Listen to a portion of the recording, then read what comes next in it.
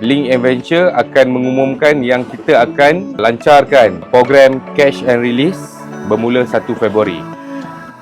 Untuk mereka yang ingin mengambil bahagian dalam program Catch and Release ini, boleh berhubung dengan saya secara terus Facebook personal saya, Syarul Razali, ataupun di page Link Adventure sendiri, boleh PM.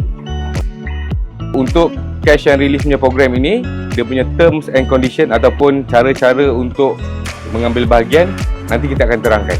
Bagi mereka yang mengambil bahagian tangkap ikan, tak kisah apa teknik sekalipun, bottom ke, jigging ke, casting, asalkan di perairan Selat Melaka, ambil video, rakam, tunjuk bukti dan submit kepada komiti Link Adventure, dan kita akan tengok video tu, dan kalau approve, kita akan bagi point.